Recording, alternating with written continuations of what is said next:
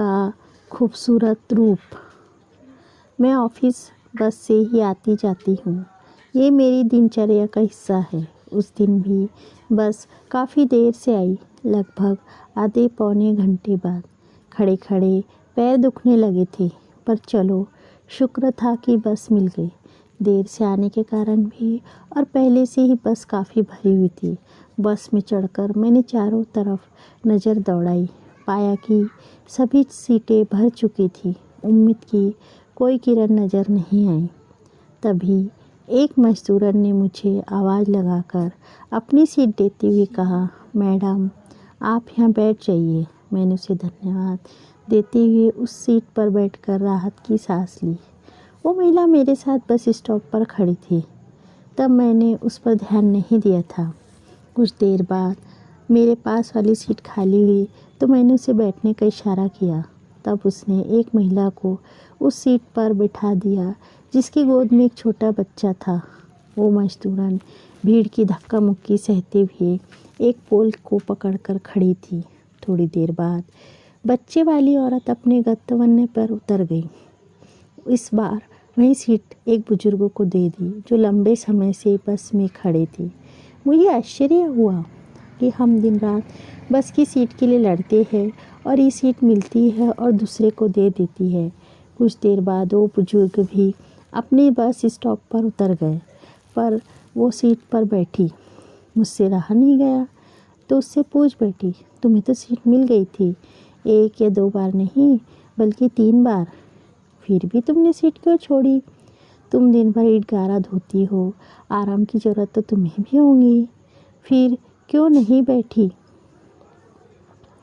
मेरी इस बात का जो जवाब उसने दिया उसकी उम्मीद मैंने कभी नहीं की थी। उसने कहा, मैं भी थकती हूँ, आपसे पहले स्टॉप पर खड़ी थी, मेरे भी पैरों में दर्द होने लगा था।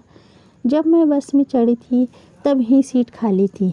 मैंने देखा आपके पैरों में तकलीफ़ होने के कारण आप धीरे धीरे बस में चढ़ी। ऐसे में आप कैसे खड़ी रहती, इसलिए मैंने आपको सीट दी।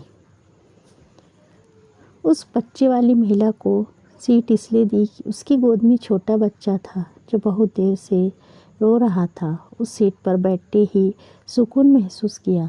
बुजुर्ग के खड़े रहते मैं कैसे बैठती, सो उन्हें दे दी।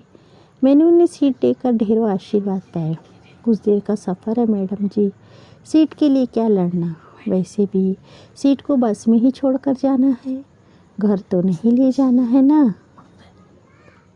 मैं ठहरी ईंट गारा ढोने वाली, मेरे पास क्या है, न दान करने लायक धन है, न पुण्य कमाने लायक के लिए।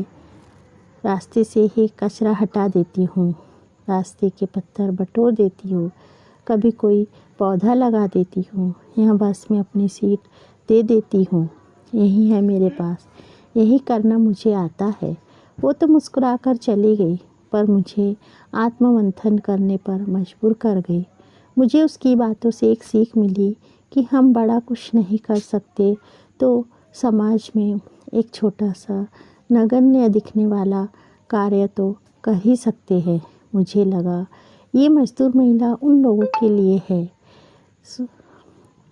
जो अपना रुतबा दिखाने, अपनी प्रतिष्ठा का प्रदर्शन करने और आयकर बचाने के लिए अपनी काली कमाई को दान के नाम पर खपाते हैं, या फिर वो लोग जिनके पास पर्याप्त पैसा होते हुए भी गरीबी का रोना रोते हैं। हम समाज सेवा के नाम पर बड़ी बड़ी बातें करते हैं, परंतु इन छोटी छोटी बातों पर कभी ध्यान नहीं देते। मैंने मन ही मन उस महिला को नमन किया तथा उससे सीख ली, यदि हमें समाज के लिए कुछ करना हो तो दिखावे के लिए